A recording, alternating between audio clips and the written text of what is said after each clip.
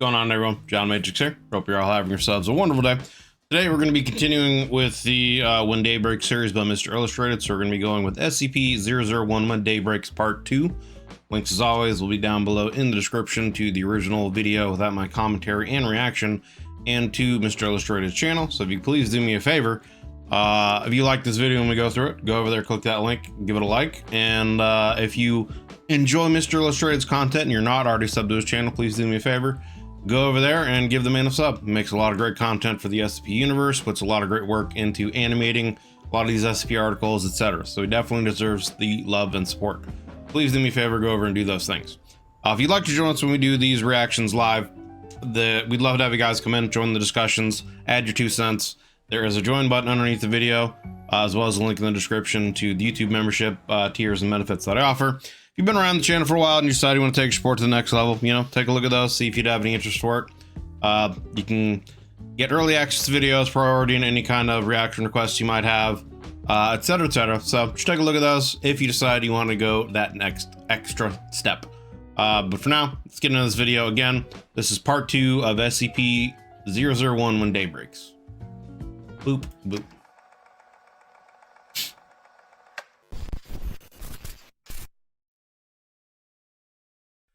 Good day everyone and welcome to SCP Illustrated, Entry Log 69. Today we're going to be exploring part 2 of When Day Breaks. Now same as before, expect some violence, blood and emotional scenes. Now I won't keep you waiting any further, let's just get straight into this. The confidential data release of this SCP has been authorized by the following council members. This is Agent Mosley from Site 14. For the benefit of everyone hearing this, don't go to Site 14. It's gone. We lost power last night and everything got out. The only positive thing to come out of it was that everything melted as soon as it got outside. We've lost all contact with the administrator. We've stopped receiving communications from Site 19. Agent Mosley sounds Every facility has gone quiet. A little tipsy, so a couple drinks or something. We caught a distress signal from Site 46 before things went to shit on our end. We're gonna go check it out. It's our nearest site. Vehicles will attract too much attention, so we're on foot. There's 5 of us left. I honestly doubt all of us will make it there alive. But it's the only place left. So they're trying to get to Site 19 from Site 14. Wasn't the first part of this in Site 19? Or am I not remembering correctly? A lingering paranoid sensation washes over you. You're being watched. You defensively dart your eyes about, though they take a second to adjust to the darkness beyond the monitor. The emergency light sweeps across the room, stretching and twisting the shadows beyond recognition. That's when you It's Shia LaBeouf. spot it. There, in the corner, coming out of the puddle. Time slows to a halt. A pair of hands coated in the lustrous black slime you followed through the facility are on either side of the sickening pool, as if something beneath the floor is bracing itself, trying to lift itself up. Something inhuman. The head comes next, rising from the muck. Matted hair conceals its face, plastered over it by the mystery fluid. It turns in your direction. Mystery fluid. It stares at you from the corner. That just sounds which once gross. again falls into darkness. The emergency light continues its journey across the room. It washes over the puddle again, revealing nothing out of the ordinary. Interesting. Okay. Revision 9, updated 986 days ago. Special containment procedures and description unchanged. Dr. Igota appears on the monitor. She's lost weight. Her eyes are bloodshot and wide. On the table before her lay a knife, a bowl, and a stack of manila envelopes filled with yellowing pages. Atop this stack, She writing notes in blood? Parchment. Despite the things we have to deal with here at the Foundation, I've always believed we would be able to maintain control. We would hold the darkness at bay Let mankind flourish in the light. Okay. It says right here, Site-19 stopped broadcasting last month, so I guess that means no. I remember them talking about Site-19 in the first one, so I couldn't remember if she was there at Site-19 or was trying to get contact to it. I thought she was at Site-19, but... Site-19 stopped broadcasting last month. It's been getting harder and harder to find a reason to keep going. Especially without... Yeah, especially what happened last time. She grabs the knife, contemplates it for a moment. I keep going over it again and again in my mind. The day back in the tunnels.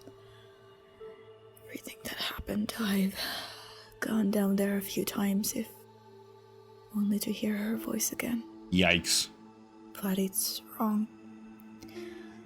The thing on the other side of the door, it isn't her. Not anymore. It sounds like her. It knows everything she knew, but it's not her. This light, it takes your body. It steals your mind. But what about your soul? It's a very good question. With this, she slices into the palm of her left hand and winces. You watch her clench her fist, draining her blood into the bowl. She's trying some kind of ritual? If this works, if I can bring back something the light couldn't reach, I'll post an update here. Interesting. For now, signing off. So, I can't think of everything from the SCPs that I've gone through off the top of my head. I can't think of exactly what she'd be trying to do here. But it seems like she's trying to enact some kind of ritual to bring some kind of anomalous entity to her for some reason. You know, maybe to help her escape or offer a solution. I don't know. Revision 4847 error. Updated 985 days ago. Item. Hurts. Object. Apologize. SCP-001 Should not be contained. survivors of the SCP-001 event stationed within secure facilities. Can never truly be with one another. Personnel are encouraged to Get over themselves and stop thinking they know better. You can't hide down here forever. Jesus. Personnel exposed to SCP-001 Aren't people you can just abandon. I didn't ask you to save me. It wasn't your choice to make. A euthanization is not to be attempted. Conductive electrical weapons have proven partially effective at immobilizing instances. You couldn't stand seeing me better off. Incendiary weapons. Tickle. Cryonic munitions are the most effective thus far. This is creepy as hell Person- with them going in between the entity talking and not. Now stationed at Site-19 Have no regrets. Neither did I. It's never too late. Okay. Yeah. Okay. Anyway. SCP-001 is a designation given to the Sun. After we finally became free, The effects are instantaneous, resulting to be released from all suffering, until he ripped me away. These changes seem scary, I know. Despite this restructuring, at no point Will you die? So, is this a situation where they separated one of the entities from like a blob and they're, I guess, somehow have it contained and are interrogating it? And so from their perspective, they're saying that whatever has happened to the sun has finally freed them. They've been released from suffering. And despite this restructuring, at no point will they die. They're trying to say that they just become one of the whole. I mean, the question is, do you keep your individuality and your free will? It doesn't seem to be the case, right? So you're technically no longer you. You're a part of whatever this thing is. So, like, you're not really you. So technically you have died, right? You know what I mean? So I don't know. But I guess we might be finally getting some more answers as to what really is going on with the sun, what the sun is, why all of a sudden it started doing this. Because that was the big question that I had at the end of the first episode, was really, you know, what has caused this event to happen. You know, the sun's been around for billions of years, and, you know, there's been plenty of life on Earth for hundreds of millions of years, and this nothing event has, you know, nothing like this has happened seemingly before. Like, what all of a sudden would have triggered this to happen? So I wonder if we're going to start like actually getting some answers to that. I promise. Due to their composition, instances of SCP-001-8 that make contact with one another may combine and blend. And finally exist. This does not cause Any pain. Since the SCP-001 event, most instances have congregated into such collectives, which seem to possess no maximum volume. The resulting biomass is Beautiful. the component organisms will shift in and over. The like creepy, like wet sound of like water slapping on the floor when they're talking in the background, like Jesus. And around and through, And in and out and in and out and in. limbs and bodies hold Never letting go. Alas, before deteriorating and being subsumed by another life form. Collective instances will locomote by trying to get close to you again. Trying so hard. Let me in. Let me go back. There's a video file attached. Opening it, you see that it presents the room you're in. The feed seems to be coming from one of the security cameras.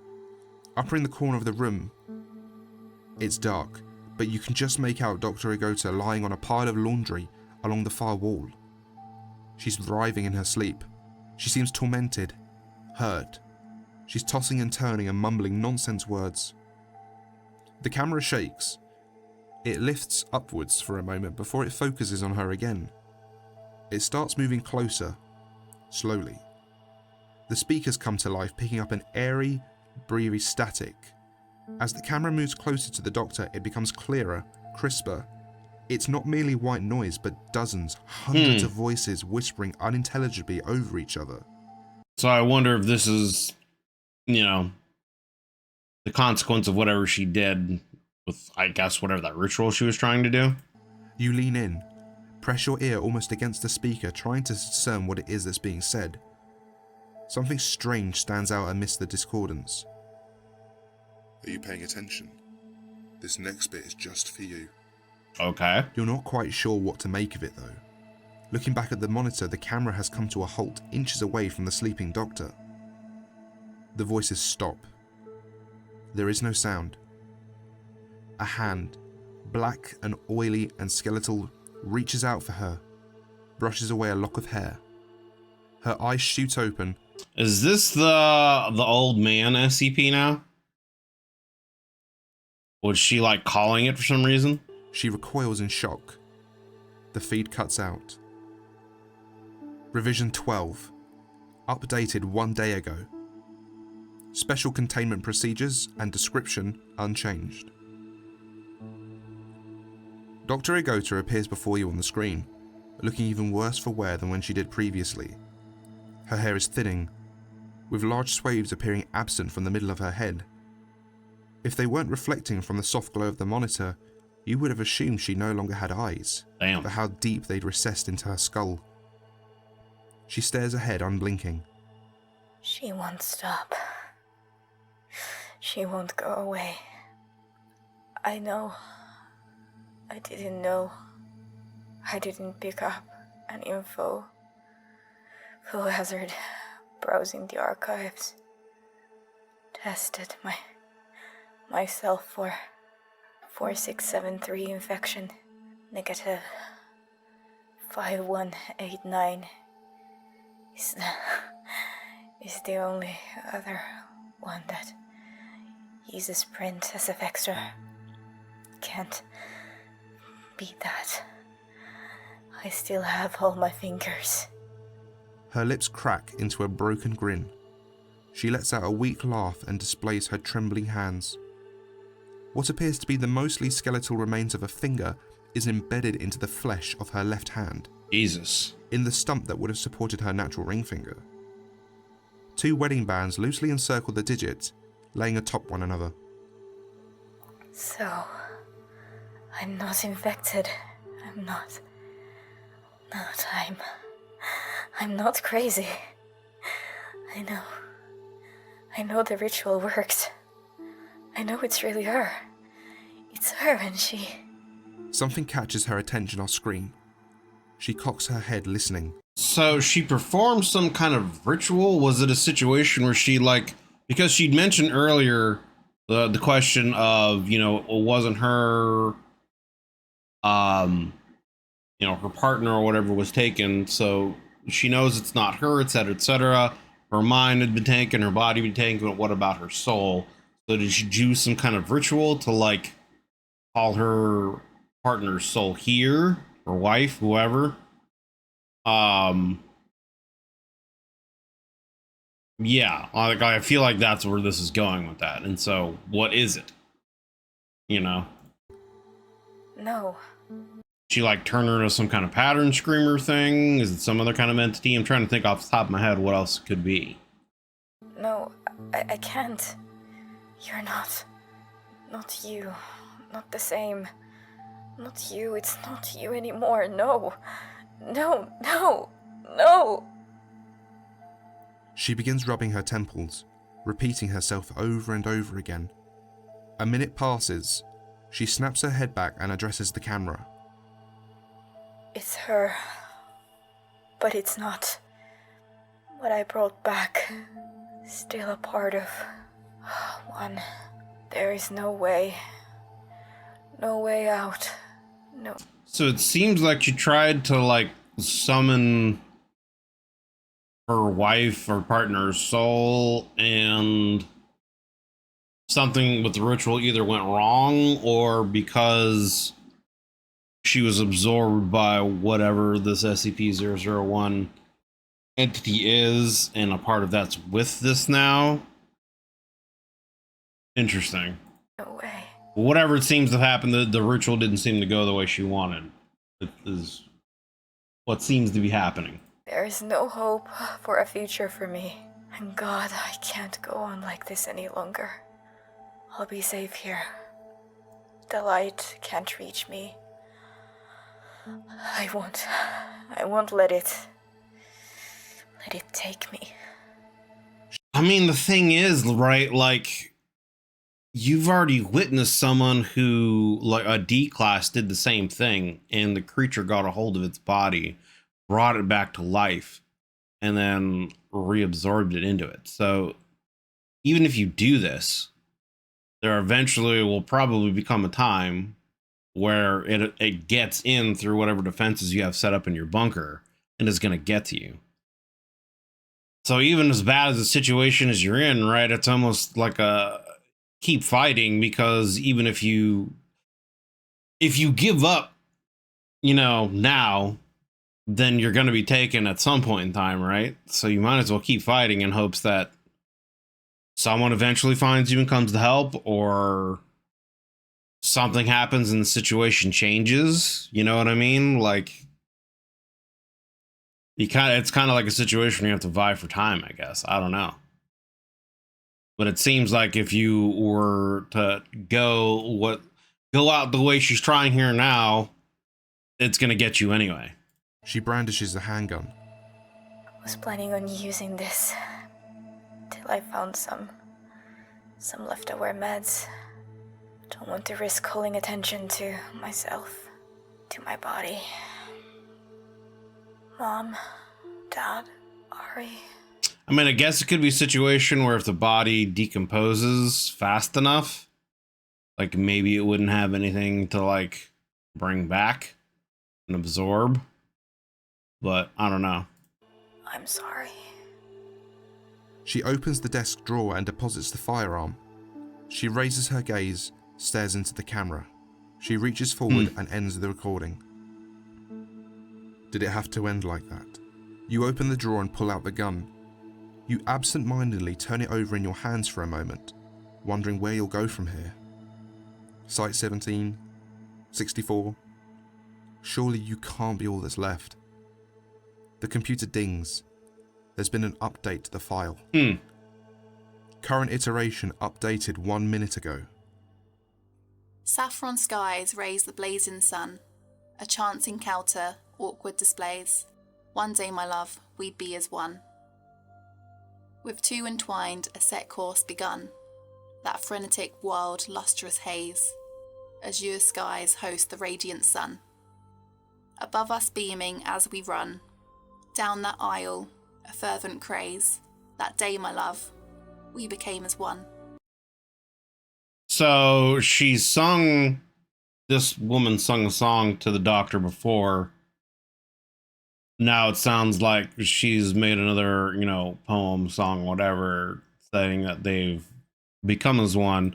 So this seems to indicate that eventually these creatures got the doctor's body and absorbed her as well. With future unfolded, the life we'd won, commitment and duty for the family we'd raise, cerulean skies ferry the shimmering sun. Buried, shackled by fate, overrun by ever-growing resent and malaise. Yesterday, my love, we were as one. Now you lie here, the life in you gone, in the dark outside of her rays. Crimson skies bear the torch, our sun. Maybe not. Today, my love, we'll be as one. Without your prompting, the page begins playing a video file. You freeze when the image loads. It's a live feed, looking down on you from behind, about a foot away. A skeletal, inky left hand enters the frame, approaching you at a snail's pace. It's missing its ring finger. Without a second thought, you turn and fire in a frenzy, hoping to drive off the spectre. Your bullets meet an empty wall. So she seems to summon some kind of spirit or something into this place, trying to get the soul of her partner here, but I wonder what it is. I can't, off the top of my head, there's not an SCP that's making me like, hey, this could be it. You know what I'm saying? There's nothing there. A second passes before you hear it, before you hear them. Sloshing wet thuds coming down the corridor accompanied by a chorus of screams. Yikes. It slams into the door. Could there be a place to hide? It strikes a second time. What appears to be a face, part human, part something, dribbles in under the frame. Bits of flesh and God knows what oozes in through the sides and reconstitutes into fingers, eyes, feathers. Feathers. A third. Now it's pressing up against the wood, causing it to sag inwards. With a groan and a crash, the wood splinters. The door explodes open. Hands and arms stretch out of the mass, pulling you up. Yikes. Passing you from one to the next, on and on down the line. They drag you past empty containment units, upwards through the stairwell. Sounds like we're donezo, brother. Well, through the halls and towards the tunnel. You're afforded a few precious moments in the darkness, and at the end of the tunnel, there is light. Yep. And we get dragged out in the sun, it sounds like, and turned into one of those things. Well, that's one way to end it. Everyone. That is definitely one way to end it. I mean, obviously the series continues, so I wonder where it's gonna go from here, but it seems like that journey with those characters has ended with SCP-001 taking over them. It seems like the doctor and all the survivors at those various sites got taken over. What was the doctor's name at the beginning? Beginning with M. Mosley. Agent Mosley from Site 14. I think that's who we were supposed to be. That traveled to Site 19 or whatever. Or traveled to Site 46. We've lost all contact with the administrator. Stopped receiving communication from Site 19. Our facility's gone quiet except one. We caught a stress signal from Site 46. So the 46 must have been where the doctor from the first one was. And she performed some kind of a ritual that seems to have summoned some kind of spirit. Trying to, I guess, summon the spirit of her partner, summon something else, potentially, I guess. And she seems to have, eventually just given up and taken some kind of medications and essentially euthanized herself. But like I said, it seems like they got a hold of her body and made her part of their collective anyway. So again, it's like even trying to do that, there is no release, there is no escape, because you'll still become a part of it. So it's like you really have to like kind of survive and fight until the end, until there is nothing else to do and they get you. But otherwise, it's just, yeah, try to stay alive bit for time. See if there's anyone else out there that can find you, or you get some other kind of information for a place that you can go to that hopefully isn't some kind of trap, and you know, hopefully you still have enough supplies and are in a good enough condition to travel to there somehow. Although I don't know how she would have made it out of her facility anyway, with it being surrounded by all those things. So I don't know. Seems like a very crazy situation to be in. Still don't really have answers as to what triggered it, why, and what really to do against it. You know what I'm saying? So far, the only information we have is that freezing stuff seems to be the best way to go, which would then, to me, indicate that taking as many supplies as you can, getting in a vehicle, and going as far up north as you can, up into like Canada and into the Arctic where it's cold, and these things either might not be able to go there, or at least are slowed down by the weather, would be the thing to do. And then try to gather as many people as possible and figure out what could be done. You know, that would seem to me to be the play. So, but anyway, that was SCP-001 When Day Breaks Part 2 by Mr. Illustrated. Links will be down below in the description to the original video with that one commentary and reaction, and to the Mr. Illustrated channel. If you can do me a favor, please click those links. If you enjoyed this video, do me a favor, go over there and give it a like. And if you enjoy Mr. Illustrated's content and you're not already subscribed to him, please go over there and click that sub button. He definitely deserves the support. If you'd like to join us when we do these reactions live, we'd love to have you guys come in and join the conversation, add your 2 cents. There is a join button down below the video, as well as a link in the description to the YouTube membership benefits and tiers. If you've been around the channel for a while and decide you want to take support to the next level, it's a great way to do that.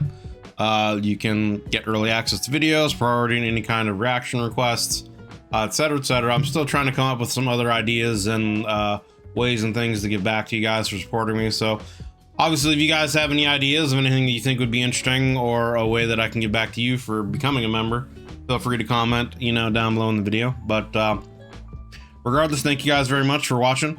Appreciate you guys as always. The channel's growth has been crazy lately, and the support for the channel has been crazy. So thank you guys very much. You know, I'm one of those people where like saying thank you just doesn't really feel adequate enough, but I don't really know what other words to say other than thank you. So thank you guys for the support. And yeah, if you enjoyed this video, consider leaving a like and a subs. That helps me and the channel grow. So I hope you're all having yourselves a wonderful day, and we'll see you on the next one.